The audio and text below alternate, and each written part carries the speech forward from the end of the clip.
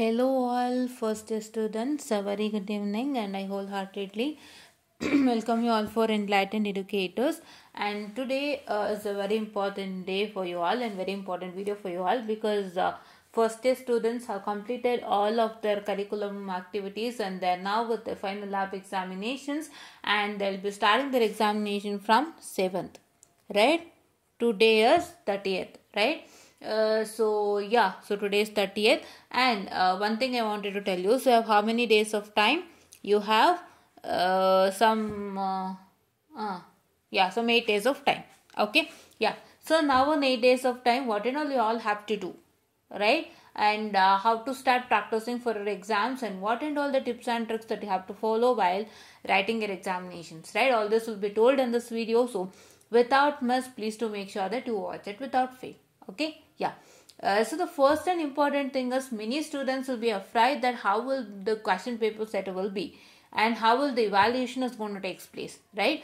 Two things, they have a very important question because they'll be thinking that how will be the question paper setter hinge set ಮಾಡ್ತಾರೆ ನಮ್ಮ question paper, either it might be difficult,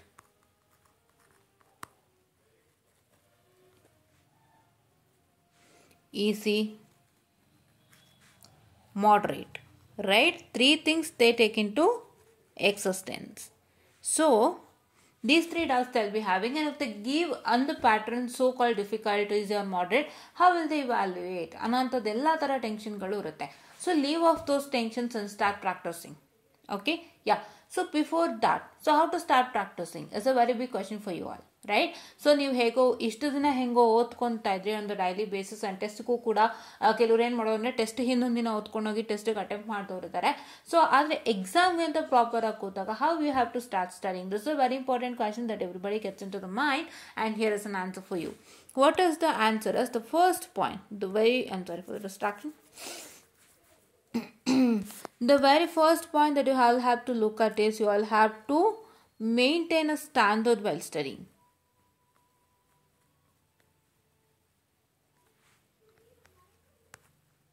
What standards you have to maintain in the sense how you have to make a plan first. Okay, so standard idagale nimge ella success ag sadhya. So first you have to make a plan. What is a plan? How to study for exams, because you have undergone this 3 months of the curriculum, right? 3 months of the curriculum ನೀವು undergo ಮಾಡಿದ್ದೀರಾ and ಈ 3 ತಿಂಗಳಲ್ಲಿ ನಿಮಗೆ ಒಂದು subject ಏನು ಅಂತ ಚೆನ್ನಾಗಿ ಗೊತ್ತಾಗಿರುತ್ತೆ, right? Will know about all the subjects how it is, right? You'll be having a rough idea and on what are all the subjects that you're studying and how is it and how each and every module is anta, because everything will be discussed in your classes, right? ಪ್ರತಿಯೊಂದು discuss ಮಾಡಿರ್ತಾರೆ classes ಅಲ್ಲಿ. They'll say this module is easy, this module is difficult, from this topic this important question, from this topic that important question, so and so ಎಲ್ಲ discuss ಆಗಿರುತ್ತೆ. So you'll be having a idea, right? From that idea you incur that idea and apply it for you, right? Why? Because ಕೆಲವ್ರಿಗೆ ಒಂದು module easy ಅನ್ನಿಸ್ಬೋದು, ಕೆಲವ್ರಿಗೆ ಇನ್ನೊಂದು module easy ಅನ್ನಿಸ್ಬೋದು. So the easy or difficult concept will differ from each and every student, right? So ಹಾಗಾಗಿ ನೀವು ಇಷ್ಟು ದಿನ ಏನೇನು ಇನ್ಕಲ್ಕೇಟ್ ಮಾಡಿದ್ರಾ, ಇಷ್ಟು ದಿನ ನೀವೇನೇನು ತಿಳ್ಕೊಂಡಿದ್ದೀರಾ ಈ ಒಂದು ಸಬ್ಜೆಕ್ಟ್ನ ಬಗ್ಗೆ, ಅದರದ್ದು just have a plan. It should be a proper one. What plan? On modules by the way, right? You have how many modules? 5, right? 5 ಮಾಡ್ಯೂಲ್ಸ್ದು ಪ್ಲಾನ್ ಹಾಕಬೇಕು.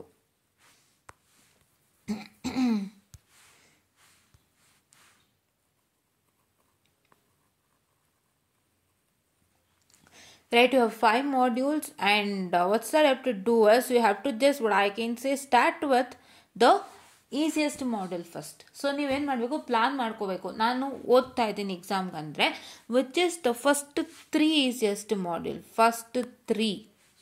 I'm sorry for the distraction again.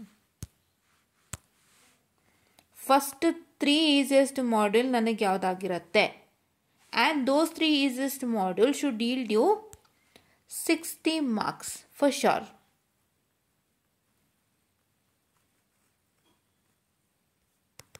Right, 60 marks for sure. ಅದನ್ನ select ಮಾಡ್ಕೊಳ್ಳಿ from each and every subject, right? And then you go to difficult modules, ಆಯಿತಾ? ನೀವು list ಮಾಡಬೇಕಾದ್ರೆ ನಿಮ್ಮ modules ಲಿಸ್ಟಲ್ಲಿ first ಇರಬೇಕಾಗಿರೋದು the 3 easiest module that you can easily pass your exams. Then afterwards the other two modules will be moderate or difficult according to your this thing. Okay, yeah, so ಆ ಥರ ಹೌದಾ? Yeah, that thing you have to do first for all the subjects that you study, right? Okay, and then next what you have to do is you have to start studying those. Okay, you have to start studying the easiest module, then come to difficult module, plan ಮಾಡ್ಕೋಬೇಕು. Then the next thing you should have is you should have a good notes and question papers. So question papers ಬಗ್ಗೆ ಮಾತಾಡೋದಾದರೆ yours is 2022 scheme, right? 2022 scheme ಇರೋದ್ರಿಂದ so how many question papers you get? So I hope you get some, I just calculate and tell you for each and every subject I am telling.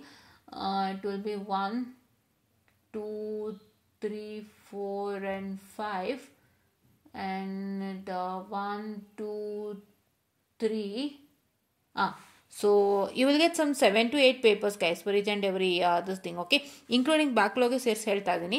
Fresh paper ನಿಮಗೆ ಬೇಕು ಅಂದರೆ ಒಂದು 5-6 ಸಿಗ್ಬೋದು. Backlog ಸೇರಿಸಿದ್ರೆ you will get some 7 to 8 question papers. Download those question papers and keep it along with good notes, right?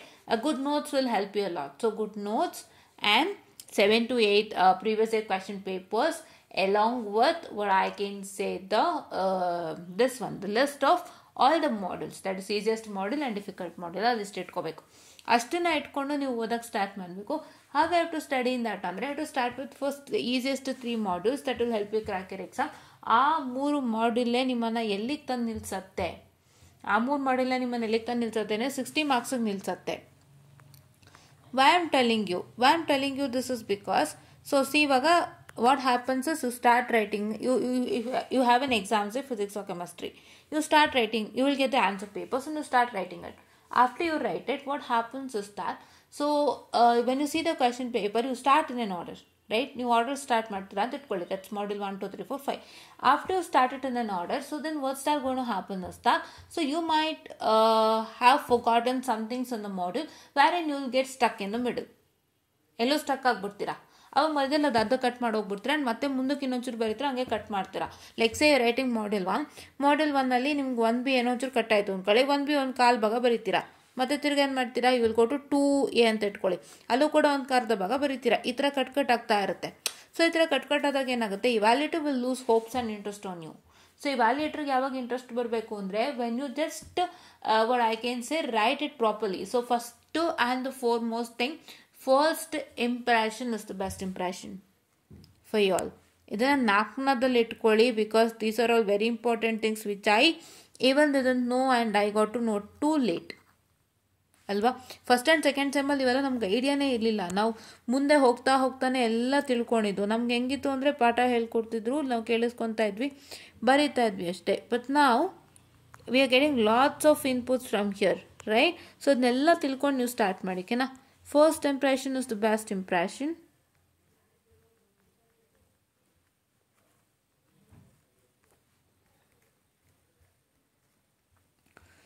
So that means whatever the first 3 modules that you attempt properly, so that will yield you good marks along with perfect 20 marks, along with your evaluator will be impressed. ನಿಮ್ಮ evaluator ಆಗ್ತಾರೆ, Impress ಆಗ್ತಾರೆ. ನೀವು ಫಸ್ಟೇ ಈ 3 module ಬರೆದಾಗ ಏನಾಗುತ್ತೆ ಅಂದರೆ ನಿಮ್ಮ ಇವ್ಯಾಲ್ಯೂಯೇಟರ್ ಬಂದುಬಿಟ್ಟು ಕಂಪ್ಲೀಟಾಗಿ ಇಂಪ್ರೆಸ್ ಆಗಿ ಹೋಗ್ತಾರೆ.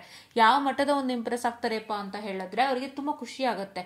ಓ, ಈ ಸ್ಟೂಡೆಂಟ್ ಬರ್ತಿದ್ದಾರೆ, ಸೊ ಹಿಂಗೆ ಕಂಟಿನ್ಯೂಟಿಯಾಗಿ ಒಳ್ಳೆ ಮಾರ್ಕ್ಸ್ ಕೊಡೋಣ ಅಂತ ಕೊಡ್ತಾರೆ. ಬಿಕಾಸ್ ಅವ್ರಿಗೆ ಗೊತ್ತಾಗುತ್ತೆ ಅದು ಮುಂದೆನೂ ಕೂಡ ಹಿಂಗೆ ಇರುತ್ತೆ ಅಂತ. I mean it will B in a proper structured way ಅನ್ನೋದು ಗೊತ್ತಾಗಿರುತ್ತೆ, ರೈಟ್? ಯಾ, ಸೊ ಹಾಗಾಗಿ ಇದೊಂದು ಮ್ಯಾಟರ್ ಆಗಿರುತ್ತೆ. ಸೊ ಹಾಗಾಗಿ first impression is the best impression ಅನ್ನೋ ಕಾನ್ಸೆಪ್ಟ್ನ ಇಟ್ಕೊಂಡು ಫಸ್ಟ್ 3 ಮಾಡ್ಯೂಲ್ನ ಓದ್ತೀರಾ, ಪ್ಲಸ್ ಫಸ್ಟ್ 3 ಮಾಡ್ಯೂಲ್ನ ಬರಿತೀರಾ ಕೂಡ ಇನ್ ದ ಎಕ್ಸಾಮ್.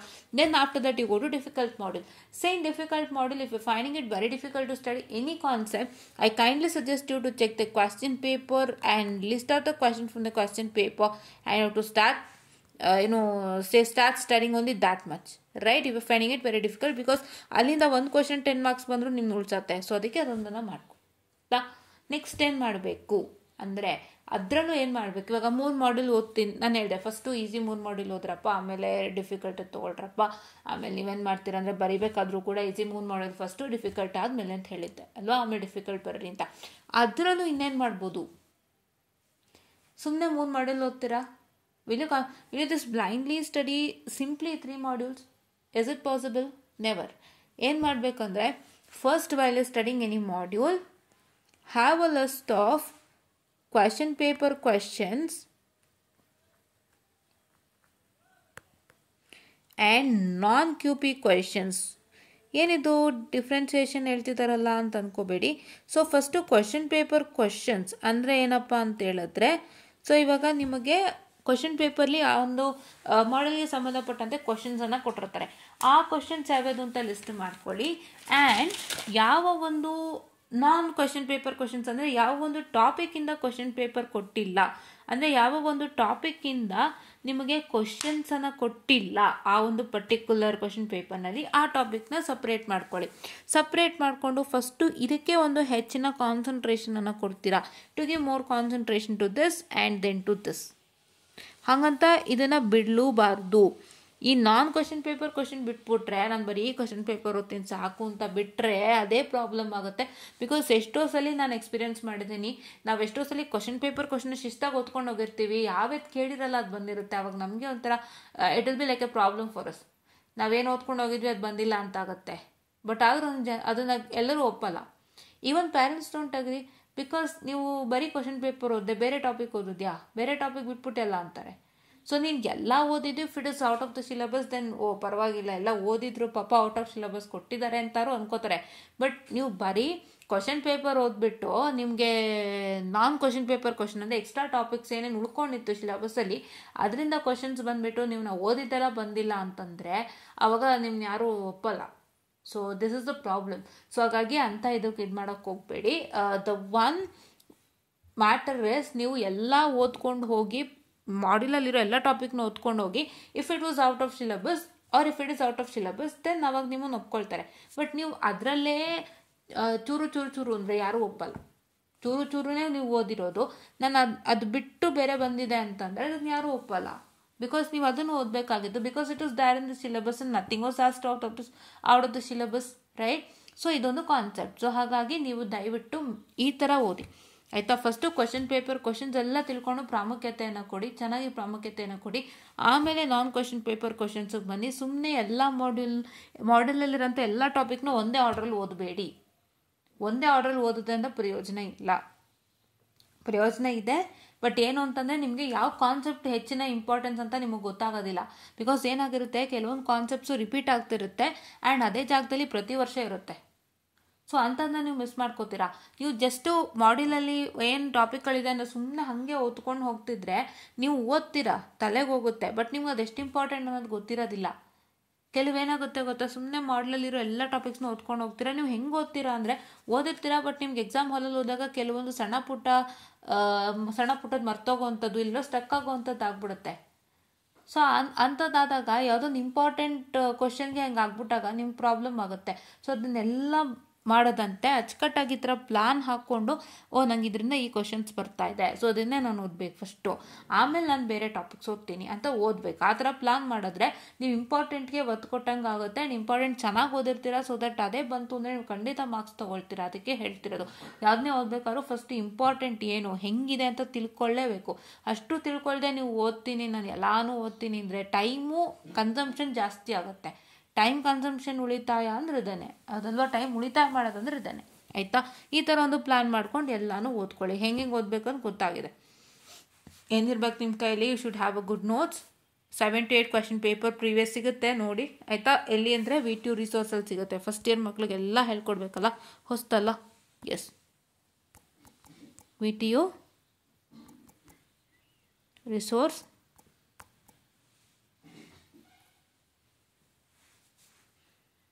ಇಲ್ಲಿದೆ. VTU ರಿಸೋರ್ಸು ಇಲ್ಲೆಲ್ಲ ಇರುತ್ತೆ. ಕ್ವಶನ್ ಪೇಪರ್ಗಳು ನೀವು ಇಲ್ಲಿ ಚೆಕ್ ಮಾಡ್ಕೋಬೋದಾಗಿರುತ್ತೆ. ಕ್ವಶನ್ ಪೇಪರ್ಸು ನೋಡಿ, VTU question paper, MTech, MBA, marketing management, ನಿಮ್ಗೆ ಯಾವ್ದು ಬೇಕೋ ಅದು ತೊಗೊಳ್ಳಿ. ಇಲ್ಲಿ ಕ್ವಶನ್ ಪೇಪರ್ಸ್ ಇರುತ್ತೆ.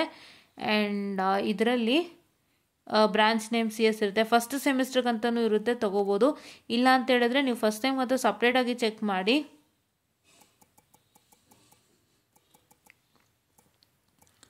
ಫಸ್ಟ್ ಇಯರ್ ಕ್ವಶನ್ ಪೇಪರ್ ಅಂತ ಸಪ್ರೇಟಾಗಿ ಚೆಕ್ ಮಾಡಿ, ಖಂಡಿತ ಸಿಗುತ್ತೆ. ಫಸ್ಟ್ ಇಯರ್ ಕ್ವಶನ್ ಪೇಪರ್ಸ್ ಅಂತಲೇ ಸಪ್ರೇಟಾಗಿ ಸಿಗುತ್ತೆ, ನೋಡ್ಕೊಳ್ಳಿ. ಇದನ್ನೆಲ್ಲ ತೊಗೋಬೋದಾಗಿರುತ್ತೆ, ಆಯಿತಾ? Yeah. So then so then the next thing ಇದನ್ನು ತೊಗೊಂಡಿಟ್ಕೊಂಡು ಎಲ್ಲ ಪ್ರಿಂಟ್ಔಟನ್ನು ತೊಗೊಳ್ಳಿ ಆಯಿತಾ. V2 ರಿಸೋರ್ಸಲ್ಲೂ ಇರುತ್ತೆ, ಇಲ್ಲಾಂದರೆ ಬೇರೆ ವೆಬ್ಸೈಟಲ್ಲಿ ಇರುತ್ತೆ. ಇಲ್ಲ ನಿಮ್ಗೆ ಇನ್ನೂ ಬೇಕು ಅಂತಂದರೆ you can just go to you can just go to college library, ಅಲ್ಲಿ ಸ್ಟಾಕ್ ಮಾಡಿಟ್ಟಿರ್ತಾರೆ ಕ್ವಶನ್ ಪೇಪರ್ಸ್ನ, ಅಲ್ಲಿ ಕೂಡ ನೋಡ್ಬೋದಾಗಿರುತ್ತೆ. Fine, yeah, this is one thing. ಇಷ್ಟನ್ನು ನೀವು ಮಾಡ್ಕೋಬೇಕಾಗತ್ತೆ. ಇಷ್ಟನ್ನು ಇಟ್ಕೊಂಡು ಈ ಒಂದು ಆರ್ಡ್ರಿಗೆ ಏನು ಹೇಳ್ಕೊಟ್ಟಲ್ಲ ಅದೇ ಥರ ಓದಬೇಕಾಗತ್ತೆ. ಇವಾಗ ಎಲ್ಲ ಓದಿದ್ದಾಯಿತು. ಸೊ ನಾನು ಇವಾಗ ಯಾವ ಒಂದು ಸಬ್ಜೆಕ್ಟಿಂದ ಸ್ಟಾರ್ಟ್ ಮಾಡಬೇಕು ಪ್ರಾಪರಾಗಿ ಅದು ನಿಮಗೋಗುತ್ತೆ, ನಾನು ಅದು ಹೇಳಕ್ಕೆ ಬರಲ್ಲ. ಬಿಕಾಸ್ ನಿಮಗೆ ಹೇಗೆ ಕಂಫರ್ಟ್ ಅನಿಸುತ್ತೆ ಹಾಗೆ ನೀವು ಓದಬೇಕಾಗುತ್ತೆ. ಸೊ ಒಬ್ಬರು ಪ್ಲಾನ್ಗೆ ಕೆಲವು ಸ್ಟಿಕ್ ಆನ್ ಆಗಲ್ಲ ಅಷ್ಟು ಸುಲಭವಾಗಿ. ಬಿಕಾಸ್ ಮ್ಯಾಮ್ ನಮ್ಗೆ ಈ ಥರನೇ ಸುಲಭ ಅಂತ ಹೇಳ್ತಾರೆ. ಸೊ ಅದೆಲ್ಲ ಬೇಡ ಆಯಿತಾ. ಸೊ ನೀವು ಹೆಂಗೆ ಸ್ಟಾರ್ಟ್ ಮಾಡಬೇಕು ಅಂದರೆ you can start with if you are finding it few of the subjects difficult ನಾನು ಫೇಸ್ ಮಾಡ್ತಾ ಇದ್ದೀನಿ ಅಂದರೆ ನೀವು ಡಿಫಿಕಲ್ಟ್ ಸಬ್ಜೆಕ್ಟ್ಗೆ ಜಾಸ್ತಿ ಟೈಮನ್ನು ಕೊಡ್ಬೋದು, ಈಸಿ ಸಬ್ಜೆಕ್ಟ್ಗೆ ನಿಮ್ಮ ಕಡಿಮೆ ಟೈಮ್ ಹಾಕ್ಬೋದು. ನೀವು ಎಷ್ಟು ಕಡಿಮೆ ಟೈಮ್ ಹಾಕ್ಬೋದು ಅಷ್ಟು ಕಡಿಮೆ ಟೈಮ್ ಈಸಿ ಸಬ್ಜೆಕ್ಟಿಗೆ ಹಾಕಿ, ಡಿಫಿಕಲ್ಟ್ ಸಬ್ಜೆಕ್ಟ್ಗೆ ಜಾಸ್ತಿ ಟೈಮ್ ಕೊಡಿ. ತುಂಬ ಜನಕ್ಕೆ ಡಿಫಿಕಲ್ಟ್ ಅನ್ಸೋದು ಮ್ಯಾಥಮೆಟಿಕ್ಸ್ ಒಂದೇ, ನನಗೆ ಗೊತ್ತಿರೋ ಮಟ್ಟಕ್ಕೆ, ಈವನ್ ನಾನು ಸೇರಿಸಿ, ರೈಟ್. ನನಗೂ ಮ್ಯಾಥ್ಸ್ ಅಂದರೆ ಒಂಥರ ಕೈಂಡ್ ಆಫ್, ಕೆಲವ್ರಿಗೆ ಮ್ಯಾಥ್ಸ್ ಇಷ್ಟ ಆಗಲ್ಲ, ಅದೇ ಥರನೇ ಬರುತ್ತೆ. ಬಟ್ ಆದರೂ ಮ್ಯಾಥಮೆಟಿಕ್ಸಿಗೆ ನೀವೇನು ಮಾಡ್ಬೋದು ಅಂದರೆ you can go to doctor KSC. ಯಾರ್ಯಾರಿಗಿನ್ನೂ ಡಾಕ್ಟರ್ KSC ಅವರ ಟೆಕ್ಸ್ಟ್ ಬುಕ್ಕೇ ಪರಿಚಯ ಇಲ್ಲ, ದಯವಿಟ್ಟು ನೆನಪು ಮೇಲೆ ಇಟ್ಕೊಳ್ಳಿ. ಡಾಕ್ಟರ್ KSC ಟೆಕ್ಸ್ಟ್ ಬುಕ್ಕನ್ನು ಮಿಸ್ ಮಾಡಿದಂತೆ, ಡಾಕ್ಟರ್ KSC ಟೆಕ್ಸ್ಟ್ ಬುಕ್ಕನ್ನು ಮಿಸ್ ಮಾಡಿದಂತೆ ನೋಡಿ. ಡಾಕ್ಟರ್ KSC ಟೆಕ್ಸ್ಟ್ ಬುಕ್ಕನ್ನು ಮಿಸ್ ಮಾಡಿದಂತೆ ನೋಡಿ. ಸೊ ದಟ್ ತುಂಬ ಅಂದರೆ ತುಂಬ ಯೂಸ್ ಆಗುತ್ತೆ. ಅದರಲ್ಲೇ ನಿಮಗೆ 100% ಕ್ವಶನ್ಸನ್ನು ಕೊಡ್ತಾರೆ. ನಿಮಗೆ ನಂಬರ್ ಚೇಂಜ್ ಆದರೂ ಕೂಡ ಅದರಲ್ಲೇ ಇರುತ್ತೆ ಎಲ್ಲ. ಆಲ್ಮೋಸ್ಟ್ ನಾವು ನೋಡಿದಂತೆ KSCಲೇ ಬಂದಿರೋದು. ಸೊ ಹಾಗಾಗಿ KSC ಟೆಕ್ಸ್ಟ್ ಬುಕ್ಕನ್ನು ಓದ್ಕೊಳ್ಳಿ ಮ್ಯಾಥಮೆಟಿಕ್ಸ್. ಆ್ಯಂಡ್ ಮ್ಯಾಥಮೆಟಿಕ್ಸ್ಗೆ ಒಂದು ಹೆಚ್ಚಿನ ಸಮಯವನ್ನು ಕೊಡಿ. ಬೇರೆ ಎಲ್ಲ ಸಬ್ಜೆಕ್ಟ್ ನಿಮ್ಗೆ ಯಾವ್ದು ಈಸಿ ಇದೆ ಅದಕ್ಕೆಲ್ಲ ಕಮ್ಮಿ ಟೈಮನ್ನು ಕೊಡಿ. ಕಷ್ಟದ ಸಬ್ಜೆಕ್ಟ್ಗೆ ಜಾಸ್ತಿ ಟೈಮನ್ನು ಕೊಟ್ಟು ಓದೋದಕ್ಕೆ ಸ್ಟಾರ್ಟ್ ಮಾಡಿ. ಇಷ್ಟೇ, ನೀವೇ ಪ್ಲ್ಯಾನ್ ಹಾಕ್ಕೋಬೇಕದು. ಸೊ ನಂಗೆ ಈ ಸಬ್ಜೆಕ್ಟ್ ಈಸಿ, ನಂಗೆ ಈ ಸಬ್ಜೆಕ್ಟ್ ಕಷ್ಟ, ಸೊ ನಾನು ಇದಕ್ಕಿಷ್ಟು ಟೈಮ್ ಕೊಡ್ತೀನಿ, ಅದಕ್ಕಷ್ಟು ಟೈಮ್ ಕೊಡ್ತೀನಿ, ಅದು ನೀವು ನೋಡ್ಕೋಬೇಕು. ಬಿಕಾಸ್ ಅದು ನಿಮ್ಮೊಂದು ಒಪಿನಿಯನ್ ಮೇಲೆ ಹೋಗುತ್ತೆ. ಪ್ರತಿಯೊಂದು ಸಬ್ಜೆಕ್ಟನ್ನ, ಒಂದು ಸಬ್ಜೆಕ್ಟ್ ಬಗ್ಗೆ ನೀವು ಒಪಿನಿಯನ್ ಕೇಳ್ತೀರಾ ಅಂದಾಗ if you are trying to ask an opinion for a subject, that opinion matters irrespective of that opinion matters or varies. It will vary actually irrespective of the person, right? ಒಬ್ಬೊಬ್ರು ಒಂದೊಂದು ಹೇಳ್ತಾರೆ. ಕೆಲವ್ರಿಗೆ ನಂಗೆ ಇದಾ easy ಅಂತಾರೆ, ಕೆಲವ್ರು ನಂಗೆ ಇದಾ ಡಿಫಿಕಲ್ಟು ಸ್ವಲ್ಪ ಅಂತಾರೆ. ಸೊ ಅದು ಒಬ್ಬೊಬ್ರದ್ದು ಮ್ಯಾಟ್ರ್ ಆಗುತ್ತೆ. ಸೊ ನಿಮ್ಮ ಪ್ಲಾನ್ ಪ್ರಕಾರ ಅರ್ಥ ಮಾಡ್ಕೊಳ್ಳಿ. But one thing I suggest is give more time for difficult subjects, ಆಯಿತಾ. Yeah, and the next important thing that you have to do is answer writing main point. So ನೀವೆಲ್ಲಾನು ಓದ್ತೀರಾ, ಈ ಥರ plan ಹಾಕ್ಕೊಂಡು ಕಲಿತೀರಾ, ಆಯಿತು. ಆನ್ಸರ್ಸ್ ಹೆಂಗೆ ಬರೀತೀರಾ ಅಂತ ಹೇಳಿದ್ರೆ you have to write according to the given question and the marks. ಕರೆಕ್ಟಾಗಿ ನಿಮಗೆ ಮಾರ್ಕ್ಸು ಹೇಳಿರ್ತಾರೆ, ಕ್ವಶನ್ಸು ಹೇಳಿರ್ತಾರೆ, ಆಯಿತಾ. ಅದಕ್ಕೆ ತಕ್ಕಂತೆ ಬರೀಬೇಕಾಗತ್ತೆ. Filling 1 or 2 pages is good, but ನಿಮ್ಗೆ ಅದು ಓದೋಕ್ಕೆ ಪೇಷನ್ಸು ಟೈಮು ಇವ್ಯಾಲೇಟ್ರ್ ಹತ್ರ ಇರೋಲ್ಲ. ಇವ್ಯಾಲೇಟ್ರಿಗೆ ಸಿಗೋದು ಒಂದು 3 minutes of time for valuation. ತುಂಬ ಜನ ಏನು ಮಾಡ್ತಾರೆ ಅಂದರೆ 1 ಅಥವಾ 2 ಅಥವಾ 3 ಪೇಜ್ ಬರೆಯೋರಿದ್ದಾರೆ. ಬಟ್ ಜ್ಞಾಪನ ಇಟ್ಕೊಳ್ಳಿ, ನೀವು 1 ಅಥವಾ 2 ಬರ್ಕೊಳ್ಳಿ, 3 ಬರ್ಕೊಳ್ಳಿ, evaluator will be having only 3 minutes of time or 2 minutes of time for evaluation. Because ನಿಮ್ಮ ರಿಸಲ್ಟ್ 10 ದಿನದೊಳಗೆ ಬರುತ್ತೆ. 1 ತಿಂಗಳಾದರೆ ನಿಧಾನಕ್ಕೆ ನೋಡ್ಕೊಂಡು ಹೋಗ್ಬೋದು. 10 ದಿನಕ್ಕಾದರೆ ಎಷ್ಟು ಜನದ ವ್ಯಾಲ್ಯೂಯೇಟ್ ಮಾಡಬೇಕಲ್ವಾ. So that's why it takes a time. So ಅದಕ್ಕೆ ನೀವೇನು ಬರೀಬೇಕು, properly answer to the point. For example describe ಅಂತ ಏನಾದ್ರು ಕ್ವಶನ್ ಕೊಟ್ಟಿದ್ರೆ, ಸೊ ಡಿಸ್ಕ್ರೈಬ್ ಅಂತ ಕೊಟ್ಟಾಗ whatever is present in that particular topic, describe a topic ಅಂತ ಕೊಟ್ಟಾಗ ಆ ಟಾಪಿಕ್ ಒಳಗಿರೋಂಥ ಏನೇನು ಸಬ್ ಟಾಪಿಕ್ ಇದೆ ಎಲ್ಲನೂ ಬರೀಬೇಕಾಗುತ್ತೆ without miss. And describe will be asked only for 10 marks, 10, 8 ಈ ಥರ ಕೊಡ್ತಾರೆ, ಆಯಿತಾ. ನೆಕ್ಸ್ಟ್ ಬಂದುಬಿಟ್ಟು ಅದನ್ನ ಸೆಗ್ರಿಗೇಟ್ ಮಾಡಿಕೊಟ್ಟಿದ್ರೆ what is a particular topic and provide an example of that particular topic and then explain it with a neat label diagram anta kottaga write the definition, write the what I can say the this one which one what I can say the diagram. ನೀವೇನು ಮಾಡಬೇಕಾಗುತ್ತೆ, ಅದಕ್ಕೆ ಸಂಬಂಧಪಟ್ಟಂತೆ diagram with explanation ಬರೀಬೇಕಾಗುತ್ತೆ and along with ಎಕ್ಸಾಂಪಲ್ಸನ್ನು ಬರೀಬೇಕಾಗುತ್ತೆ. This is all is what have to do, ಓಕೆನಾ. Yeah, so ಇದಿಷ್ಟು ಆಗಿರುತ್ತೆ, ಆಯಿತಾ. ಸೊ ಇವಾಗ ಇದನ್ನು ಮಾಡಬೇಕಾಗುತ್ತೆ, ಈ ಥರ ಮಾಡ್ಕೊಳ್ಳಿ. ಸೊ ಒಂದು ಐಡಿಯಾ ಇಟ್ಕೊಳ್ಳಿ. And for problems what is that you have to do, have to write the steps properly, given ಪ್ರಾಬ್ಲಮ್ಗಾದರೆ ಗಿವನ್ ಬರೀತೀರಾ, ಸ್ಟೆಪ್ಸು ಬರೀತೀರಾ. And you will not forget the SI units. By the way SI units ಬಿಡ್ತು ಅಂದರೆ marks cut ಮಾಡ್ತಾರೆ, ಗೊತ್ತಲ್ಲ. PU ಎಲ್ಲ physics ಎಲ್ಲ ಬರ್ದಿರ್ತೀರಾ, ಕೆಮಿಸ್ಟ್ರಿನೂ ಬರ್ದಿರ್ತೀರಾ. SI ಯೂನಿಟ್ಸ್ ಮಿಸ್ ಮಾಡಿದ್ರೆ ಯಾರು ಮಾರ್ಕ್ಸ್ ಕೊಡ್ತಾರೆ, ಕೊಡಲ್ಲ ಅಲ್ಲ. No SI unit you should not miss it all. So this is one important thing. So ಈಗ ಇದಿಷ್ಟನ್ನ ನೀವು ಮಾಡಬೇಕಾಗುತ್ತೆ. ಎಕ್ಸಾಮಲ್ಲಿ ಬರೀಬೇಕಾದ್ರೆ ಕರೆಕ್ಟಾಗಿ ಮಾರ್ಕ್ಸ್ ನೋಡ್ಕೊಳ್ಳಿ, ಮಾರ್ಕ್ಸು ಕರೆಕ್ಟಾಗಿ ಬರೀರಿ. But don't miss any of the thing. ನಾನು ಅದೇ ಹೇಳೋದು, ನೀವು ಎಷ್ಟಾರು ಬರೀರಿ, 2 ಲೈನೋ 3 ಲೈನೋ 4 ಲೈನೋ 10 ಲೈನೋ ಅದು ಬೇಡ. ಬಟ್ ನೀವು ಏನು ಬರಿತಿದ್ದೀರಾ ಅದರಲ್ಲಿ ಕಂಟೆಂಟ್ ಇರಬೇಕು. ಕಂಟೆಂಟ್ ಇಲ್ಲದೆ ನಾನು ಇಷ್ಟಿಷ್ಟೇ ಕಟ್ ಶಾರ್ಟ್ ಮಾಡ್ತೀನಿ ಅಂದ್ರೆ ಆಗಲ್ಲ. ನೀವೇನೇ ಕಟ್ ಶಾರ್ಟ್ ಮಾಡಿದ್ರು ಅದಕ್ಕೆ ಬೇಕಾಗಿರೋಂಥ ಕಂಟೆಂಟ್ ಇರಲೇಬೇಕು. ಕಂಟೆಂಟ್ ಇಲ್ಲ ಅಂದರೆ ಮಾರ್ಕ್ಸ್ ಸಿಕ್ಕಲ್ಲ. ಫಸ್ಟ್ ಅದು ಜ್ಞಾಪಕದಲ್ಲಿ ಇಟ್ಕೊಳ್ಳಿ. 1 ಅಥವಾ 2 ಪೇಜ್ ಬಂದು ಸ್ಟೋರಿ ರೂಪಕ್ಕೆ ಹೋಗುತ್ತೆ. ನೀವು ಎಷ್ಟಾದರೂ ಬರೀರಿ, ಪರವಾಗಿಲ್ಲ. ನೀವು ಒಂದು ಅರ್ಧ ಪೇಜ್ ಬರೀತೀರ ಬರೀರಿ, but try to make sure that you have the required content. You have to make sure that you're going to write what is the content required for an answer within half a page or ಮುಕ್ಕಾಲು ಪೇಜಿಗೆ ಮಾಡ್ಕೋಬೇಕಾಗತ್ತೆ. ಆ ಥರ ಮಾಡಬೇಕು. So ಅವಾಗ ಏನಾಗುತ್ತೆ, ಇವ್ಯಾಲ್ಯೂಯೇಟರ್ಗೂ ಓದೋಕ್ಕೆ easy ಆಗುತ್ತೆ. And the first main thing you have to do is write in points. ಪಾಯಿಂಟ್ಸಲ್ಲಿ ಬರೆದ್ರೆ ಎಷ್ಟು ಸುಲಭ ಗೊತ್ತಾ, ನಿಮ್ಗೆ ಈಸಿಯಾಗಿ ಇವ್ಯಾಲ್ಯೂಯೇಷನ್ ಆಗುತ್ತೆ. Say for example, if you are writing an answer, ಒಂದು ಕ್ವಶನ್ಗೆ ಆನ್ಸರ್ ಬರೀತಿದ್ದೀರಾ, I am sorry for the distraction guys. Oh my god, ಬರಿತಿದ್ದೀರಾ ಅಂತಂದರೆ 6 ಪಾಯಿಂಟ್ಸ್, 1 2 3 4 5 and 6 ಪಾಯಿಂಟ್ಸ್ ಬರಿತಿದ್ದೀರಾ. ಯಾರೋ ಪಾಯಿಂಟ್ ಬರೆದಾಗ ಏನಾಗುತ್ತೆಪ್ಪ ಅಂತ ಹೇಳಿದ್ರೆ, ನಿಮಗೆ ಒಂದೊಂದೇ ಪಾಯಿಂಟ್ನ ರಿವ್ಯಾಲ್ಯೂಯೇಟ್ ಮಾಡ್ಕೊಂಡು ಹೋಗ್ತಾರೆ, ತುಂಬ ಈಸಿಯಾಗಿ ಅವ್ರಿಗೆ ಗೊತ್ತಾಗುತ್ತೆ. So this is what you have to inculcate a habit. ನಮಗಿವೆಲ್ಲ ಐಡಿಯಾನೇ ಇಲ್ಲ, ನಾವು ಸುಮ್ಮನೆ ಥಿಯರಿ ಬರ್ಕೊಂಡು ಹೋಗ್ತಿದ್ವಿ. But not theory, just try to write in points. In the points it should contain all the important matter. ಒಂದೊಂದು ಪಾಯಿಂಟು ಎಷ್ಟು important ಮ್ಯಾಟ್ರ್ಗಳಿರುತ್ತೆ ಅಂದರೆ ಅದನ್ನು ನೋಡಿದ ತಕ್ಷಣ this is what is required ಅಂತ ಸುಮ್ಮನೆ ಮಾರ್ಕ್ಸ್ ಕೊಡ್ತಾನೆ ಇರ್ತಾರೆ. ಆ ಥರ ಬರೀಬೇಕು, ಆಯಿತಾ? Okay. And next thing is, ಇವಾಗ ಇದಾಯ್ತಲ್ವ ಆನ್ಸರ್ ರೈಟಿಂಗ್ ಆಯ್ತು. ಇವಾಗ ಕಂಪ್ಲೀಟಾಗಿ ನೀವು ಆನ್ಸರ್ ರೈಟಿಂಗ್ ಕಲ್ತ್ಕೊಂಡ್ರಿ. ಸೊ ಇವಾಗ ನೆಕ್ಸ್ಟ್ ಇನ್ನೇನು ಡಿಸ್ಕಸ್ ಮಾಡಬೇಕಾಗಿತ್ತು? I just remembered one thing while I am discussing this. Wait a minute. Answer writing discuss ಮಾಡಿದ್ವಿ, ಪಾಯಿಂಟ್ ವೈಸಲ್ಲಿ ಬರೋರಿ ಅಂತ ಕೂಡ ಹೇಳಿದ್ದೆ. ಓಕೆನಾ? ಆಯಿತು. ಸೊ ಇವಾಗ ಡಯಾಗ್ರಾಮ್ ಎಲ್ಲ ಪೆನ್ನಲ್ಲಿ ಬರೀರೋ. So this is one thing I to tell, because this many student will not be knowing it. ಪೆನ್ನಲ್ಲಿ ಬರೀಬೇಕು, ಬಿಕಾಸ್ ಪೆನ್ಸಿಲಲ್ಲಿ ಬರೀತು ಅಂದರೆ ಪೆನ್ಸಿಲ್ ಲೈಟ್ ಆಗಿರುತ್ತೆ. ಆ್ಯಂಡ್ ಪೆನ್ಸಿಲ್ ಲೈಟ್ ಆಗಿದ್ದಾಗ when they try to scan, if you diagram is missing then will get 0. Diagram ಇಲ್ದಂತೆ ಯಾವ ಥಿಯರಿಗೂ ಮಾರ್ಕ್ಸ್ ಕೊಡೋದಿಲ್ಲ. ಸೊ ನಿಮ್ಮ ಡಯಾಗ್ರಾಮ್ ಎದ್ದು ಕಾಣಬೇಕು ಅಂದರೆ pen is the best way. And you need to write in black pen as you all know, right? Black pen as you all know. And then main ಘಟ್ಟ ಏನು ಅಂದರೆ ಫ್ರಂಟ್ ಪೇಜ್. ಸೊ ದಯವಿಟ್ಟು ನೀವು ಎಕ್ಸಾಮ್ಗೆ ಹೋದಾಗ ನಿಮ್ಮ ಫ್ರಂಟ್ ಪೇಜನ್ನು ನೀಟಾಗಿ fill ಮಾಡಿ. ನಿಮ್ಮ ಟೀಚರ್ಸು ನಿಮಗೆ ಕೂಗಿ ಹೇಳ್ತಾ ಇರ್ತಾರೆ, because you are very beginner to V T U examination and you are very beginner to V T U answer script. So V T U answer scripts ಕೊಟ್ಟಾಗ ಫ್ರಂಟ್ ಪೇಜ್ ಹೇಗೆ fill ಮಾಡಬೇಕು ಅಂತ ನೀಟಾಗಿ ಹೇಳಿ ಕೊಡ್ತಾರೆ.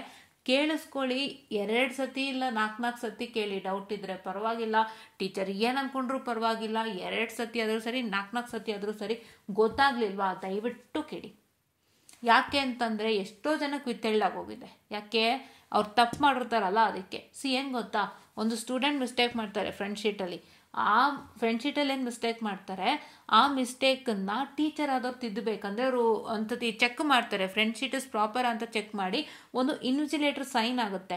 ಆ ಇನ್ವಿಜಿಲೇಟರ್ ಸೈನ್ ಆದಾಗ ಅಲ್ಲಿ ಏನಾಗುತ್ತೆಪ್ಪ ಅಂತ ಹೇಳಿದ್ರೆ ಅವರು ನೀಟಾಗಿ ನೋಡ್ಬಿಟ್ಟು ಸೈನ್ ಮಾಡ್ತಾರೆ. If in case an invigilator sees the front sheet, even there is a mistake, ಅಂದರೆ ಫ್ರಂಟ್ ಶೀಟ್ ಚೆಕ್ ಮಾಡಿರ್ತಾರೆ, ಬಟ್ ಅಲ್ಲಿ ಮಿಸ್ಟೇಕ್ ಇದ್ರೂ ಕೂಡ ಅವ್ರು ಅದನ್ನ ನೆಗ್ಲೆಕ್ಟ್ ಮಾಡಿ ಸೈನ್ ಮಾಡಿಬಿಟ್ಟಾಗ ಅದು ನಿಮಗೆ ವಿಥೆಲ್ಡ್ ಅಂತ ಬರುತ್ತೆ. ಪ್ಲಸ್ ಏನಾಗುತ್ತೆ ಅಂತ ಹೇಳಿದ್ರೆ ಪ್ರೊಫೆಸರ್ಸ್ ತಲೆಗೆ ಬರುತ್ತೆ, ಅವ್ರ ಅಮೌಂಟ್ನ ಪೇಮೆಂಟ್ ಮಾಡಬೇಕಾಗುತ್ತೆ. ಬಟ್ ಅವ್ರು ನಿಮ್ಮ ಹತ್ರ ದುಡ್ಡು ಇಸ್ಕೊಂಡು ನಾವು ಕಟ್ಟಿದ್ವಿ ಅಂತ ತೋರಿಸ್ಕೋತಾರೆ. ಇಷ್ಟೆಲ್ಲ ತೊಂದರೆಗೆ ಒಳಗಾಕ್ಬಿಡಿ. ಇವಾಗಲೇ ಹೇಳ್ತಾ ಇದ್ದೀನಿ, ಏನು ಹೇಳಿ, ಫ್ರಂಟ್ ಶೀಟಲ್ಲಿ ನೀವು ಮಿಸ್ಟೇಕ್ ಮಾಡಿರ್ತೀರಾ, ನಿಮ್ಮ ಇವ್ಯಾಲ್ಯೂಯೇಟರ್ ನೋಡಿದ್ರು ಏನು ಮಾಡ್ತಾರೆ, ಮಿಸ್ಟೇಕ್ ಇದ್ರೂ ಒಂದೊಂದ್ಸತಿ ಅದನ್ನು ನೋಡ್ದಂತೆಯೇ ಅಥವಾ ಬೈ ಮಿಸ್ ಆಗಿ ಮಿಸ್ಟೇಕ್ನ ಕಂಡುಹಿಡಿದೇನೆ ಸೈನ್ ಹಾಕ್ಬಿಡ್ತಾರೆ ಎಲ್ಲ ಪರ್ಫೆಕ್ಟು ಅಂತ. ಅವಾಗ ಏನಾಯಿತು, ನಿಮ್ಮದು ವಿಥೆಲ್ಡ್ ಆಯಿತು. ನಿಮ್ಗೆ ಅಲ್ಲೇ ಟೀಚರ್ ಗುರ್ತಿಡಿದಾಗ ಜಸ್ಟ್ ಒಂದು ವೈಟ್ನರ್ ಹಾಕಿಸಿ ಮುಗಿಸ್ಬಿಡ್ತಾರೆ. ಇವಾಗೇನೋ ವೈಟ್ನರು ಹಾಕಂಗಿಲ್ವಂತೆ. If in case if you put a whitener then it will not be validated ಅನ್ನೋ ಥರ ಒಂದು ರೂಲ್ ಆಗಿದೆ. ಸೊ ಹಾಗಾಗಿ ದಯವಿಟ್ಟು ಫಿಲ್ ಮಾಡ್ಬೇಕಾದ್ರೆ ಪ್ರಾಪರಾಗಿ ಫಿಲ್ ಮಾಡಿ. ಆಮೇಲೆ ಇನ್ನೊಂದು ಹೇಳಿದ್ದಾರೆ, OMR ಶೀಟಲ್ಲಿ ಏನಾದ್ರು ಸಣ್ಣ ಪುಟ್ಟ ಮಿಸ್ಟೇಕ್ ಆಯಿತು ಅಂದರೆ ಅಲ್ಲೇ 500 ರೂಪೀಸ್ ಫೈನ್ ಕಟ್ಟಿ ಹೊಸದಾಗಿ ತೊಗೋಬೇಕಾಗುತ್ತೆ ಅನ್ನೋ ಥರ ಏನೋ ಹೇಳಿದ್ದಾರೆ. ಹೊಸ ರೂಲ್ಸ್ಗಳಿದೆ OMRಗೆ. ಸೊ ದಯವಿಟ್ಟು ಇಂಥ ತೊಂದರೆಗಳಿಗೆಲ್ಲ ಒಳಗಾಗದಂತೆ ನೀವು ಒಂದು ಸಣ್ಣ ತಪ್ಪು ಮಾಡಿದ್ರು ಅಲ್ಲೇ 500 ರೂಪಾಯಿ ಕೊಡಿ ಅಂದರೆ ತುಂಬ ಪ್ರಾಬ್ಲಮ್ ಆಗುತ್ತೆ. ಸೊ ಎಲ್ಲನೂ ತಲೆ ಕೆಡಿಸ್ಕೊಳ್ದಂತೆ ಫ್ರಂಟ್ ಶೀಟಲ್ಲಿ ಏನೇ ಡೌಟ್ ಬಂದರೂ ಎರಡಲ್ಲ 4 ಸತಿ ಕೇಳಿ ಕ್ಲಿಯರ್ ಮಾಡ್ಕೊಳ್ಳಿ. ಆ್ಯಂಡ್ ನೀವು ತಪ್ಪು ಮಾಡಿದ್ರೆ ವಿಥೆಲ್ಡ್ ಆಗುತ್ತೆ. ವಿಥೆಲ್ಡ್ ಆಗೋದೇನಾಗುತ್ತೆ ಅಂದರೆ ಪ್ರೊಫೆಸರ್ಸೇ ದುಡ್ಡು ಕೊಡಬೇಕು. ಅಲ್ಲಿ ಯಾರು ಪ್ರೊಫೆಸರ್ ನಿಮ್ಮ ಇನ್ವಿಜಿಲೇಟರ್ ಆಗಿರ್ತಾರೆ ಅವ್ರು ಪೇ ಮಾಡಬೇಕಾಗುತ್ತೆ ವಿಟಿಯುಗೆ. ಬಿಕಾಸ್ ಅವ್ರು ಸೈನ್ ಇನ್ ಮಾಡೋಕೆ ಬಂದಾಗ ಒಂದ್ಸಲಿ ಚೆಕ್ ಮಾಡಬೇಕು. ಅದು ಅವ್ರು ಚೆಕ್ ಮಾಡಿಲ್ಲ ಅಂದಾಗ ಅದು ನಿರ್ಲಕ್ಷ್ಯತೆಗೆ ಬರುತ್ತೆ. ಅವರು ಅದಕ್ಕೆ ಪೇಮೆಂಟ್ ಮಾಡಬೇಕಾಗುತ್ತೆ. ಬಟ್ ಅವ್ರು ಪೇಮೆಂಟ್ ಮಾಡಲ್ಲ. ಏನು ಮಾಡ್ತಾರೆ, ನೀವು ಮಾಡಿರೋ ತಪ್ಪಿಗೆ ನಿಮ್ಮಿಂದನೇ ದುಡ್ಡು ಇಸ್ಕೊಂಡು ಬೇಕಾಗಿ ಬಂದಾಗ ದುಡ್ಡು ಇಸ್ಕೊಂಡು ಅವ್ರು ಕೊಟ್ವಿ ಅಂತ ತೋರಿಸ್ಕೊತಾರೆ. ಇವೆಲ್ಲ ಬೇಡ. ನಿಮ್ಮ ದುಡ್ಡು ಪೋಲಾಗೋದು ಬೇಡ. ನೀಟಾಗಿ ನೋಡ್ಕೊಳ್ಳಿ. ಇದೊಂದು ಇಂಪಾರ್ಟೆಂಟ್ ಪಾಯಿಂಟ್ ಆಯಿತಾ. ನೆಕ್ಸ್ಟ್ ಇಂಪಾರ್ಟೆಂಟ್ ಪಾಯಿಂಟ್ ಬಂದು question paper with scheme of valuation. Scheme of valuation ಅಂದರೆ ಏನು, ನಿಮಗೆ ಒಂದು ಕ್ವೆಶನ್ಗೆ ಆನ್ಸರ್ ಅದು ಹೇಗಿರಬೇಕು, ಏನೇನು ಎಕ್ಸ್ಪೆಕ್ಟ್ ಮಾಡ್ತಾರೆ ಇವೆಲ್ಲನೂ ಗೊತ್ತಾಗುತ್ತೆ. ಸೊ ಇದನ್ನ ಒಂದಿನ ಕಂಪ್ಲೀಟ್ ನಿಮ್ಮ ಹತ್ರ ಡಿಸ್ಕಸ್ ಮಾಡ್ತೀನಿ ಫಸ್ಟ್ ಇಯರ್ ಮಕ್ಳ ಹತ್ರ. ಅಂದರೆ ಈಗಲೇ ಬೇಕಿದ್ರೆ ಸಿಂಪಲಾಗಿ ಹೇಳಿರ್ತೀನಿ, ಕಂಪ್ಲೀಟ್ ಇನ್ನೊಂದ್ಸಲಿ ಡಿಸ್ಕಸ್ ಮಾಡೋಣ. ಸ್ಕೀಮ್ ಆಫ್ ವ್ಯಾಲ್ಯೂಯೇಷನ್ ಅಂದ್ರೇನು, ಒಂದು ಕ್ವಶನ್ಗೆ ಆನ್ಸರ್ ಅಲಾಂಗ್ ವಿತ್ ಅದು ಹೆಂಗಿರುತ್ತೆ ಆನ್ಸರು, ನೀವು ಹೇಗೆ ಬರೀಬೇಕು, ಏನೇನು ಕೇಳ್ತಾ ಇದ್ದೀವಿ ನಾವು ಅನ್ನೋದವ್ರು ತೋರಿಸ್ಕೊಡ್ತಾರೆ. ಅದು ಎಲ್ಲಿ ಸಿಗುತ್ತೆ ನಿಮಗೆ ಅಂದರೆ, you all have to join my channel called enlightened educators which is present over here. And ಈ ಒಂದು ಎನ್ಲೈಟೆಂಡ್ ಎಡ್ಯುಕೇಟರ್ಸ್ ಟೆಲಿಗ್ರಾಮ್ ಚಾನಲ್ನಲ್ಲಿ ಇನ್ ದ ಲಿಂಕ್ ಸೆಕ್ಷನ್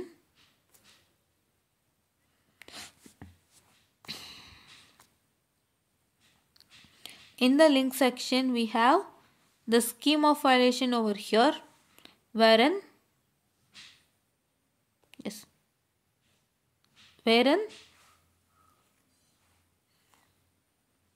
ಈ 2019 ಬೇಡ, ನಿಮಗೆ 2021 ಅಲ್ಲ 2022 2022 ಮಕ್ಕಳಿಗೆ ಇಲ್ಲಿ ನೋಡಿ. ಫೆಬ್ರವರಿ ಮಾರ್ಚ್ 2022 ಏನಾದರೂ ಆಗುತ್ತಾ? Wait a minute, I'm very sorry for the distraction, guys. Just a minute. I don't remember whether wait, I'll check it out. ಇಲ್ಲಿಂದ ಏನಾದ್ರು ಶುರು ಆಗುತ್ತಾ ಅಂತಂದ್ಬಿಟ್ಟು.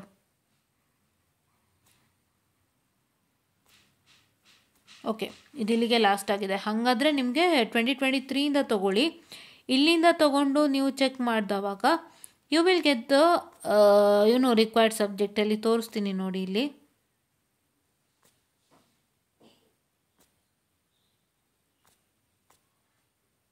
ನೋಡಿ, ಇಲ್ಲಿ ಸ್ಟಾರ್ಟ್ ಆಗ್ತಿದೆ first sem starting from BCHEC 102, BCHE 102, BCHES 102, CKA 104 PDF ಎಲ್ಲೆಲ್ಲ start ಆಗ್ತಿದೆ ನೋಡ್ತಾ ಇರ್ಬೋದು. ನಾನು ಇಲ್ಲಿ ತೋರಿಸ್ತಾ ಇದ್ದೀನಲ್ಲ ನೋಡ್ತಾ ಇರ್ಬೋದು.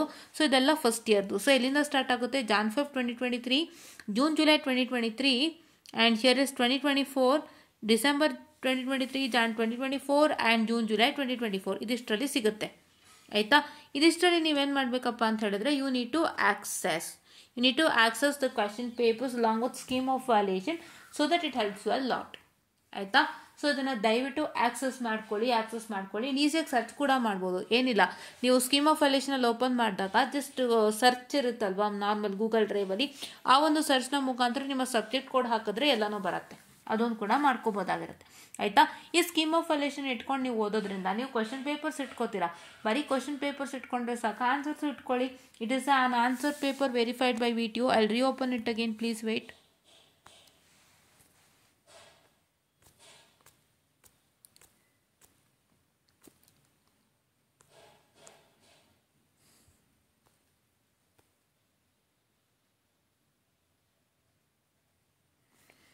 I'll reopen it, please wait. ಈಗ ನಾನು ಅದರ ಒಂದು ರಿಓಪನ್ ಮಾಡ್ತೀನಿ, ನೋಡ್ಕೋಬೋದಾಗಿರುತ್ತೆ. And here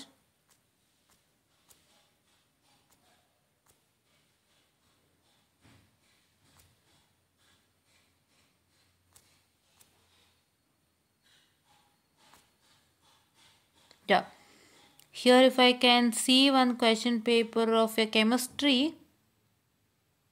I hope this is chemistry. ಏನೋ ಚೇಂಜಸ್ ಆಗಿದೆ ದಟ್ಸ್ ವೈ. ಅಪ್ಲೈಡ್ ಕೆಮಿಸ್ಟ್ರಿ ಯಾವುದೋ ಒಂದು ತೊಗೊಂಡಿದ್ದೀನಿ ನಾನು paper. This just a paper for civil students. Okay, ನಿಮ್ಮದನ್ನು ನೀವು ನೋಡ್ಕೋಬೋದಾಗಿರುತ್ತೆ. ಇಲ್ಲಿ ನೀವು ನೋಡ್ತಾ ಇರ್ಬೋದಾಗಿರುತ್ತೆ, ಕ್ವಶನ್ ಪೇಪರ್ ಮಾತ್ರ ಇಲ್ಲ, what is there answers also. And this is verified by VTU, right? See here, verified by VTU. VTU verified ಅಂದಾಗ ನಿಮ್ಗೆ ಇನ್ನೂ ಸುಲಭ ಅಲ್ವಾ. ನೀವು ಯಾವುದೋ ಒಂದು ಕ್ವಶನ್ ಓದ್ತಿರ್ತೀರ, ಅದಕ್ಕೆ ಈ ಒಂದು ಕ್ವಶನ್ ಪೇಪರ್ನಲ್ಲಿ ಆನ್ಸರ್ ಇರುತ್ತೆ which is verified by VTU and ಅದನ್ನೇ ಓದ್ಕೋಬೋದು. Say for example if I consider that if you studying a question say what is a glass describe the preparation of soda lime glass. 1Aನೇ ಓದ್ತಿದ್ದೀರಾ ಅಂದ್ಕೊಳ್ಳಿ. 1Aನೇ ಓದ್ತಿದ್ದೀರಾ ಅಂದಾಗ 1Aಗೆ ಏನು answer ಬರೀಬೇಕು ಅನ್ನೋದು ನಿಮಗೆ ಗೊತ್ತಾಗಬೇಕು ಅಂದರೆ ಇಲ್ಲೇ ಕೊಟ್ಟಿದ್ದಾರೆ. It's all been what I can say signed by VTU, right, approved by VTU. ಇದನ್ನೇ ಇಟ್ಕೊಂಡು ನಿಮ್ಮ ವ್ಯಾಲ್ಯೂಯೇಷನ್ ಮಾಡ್ತಾರೆ. Remember they'll keep this and do a valuation.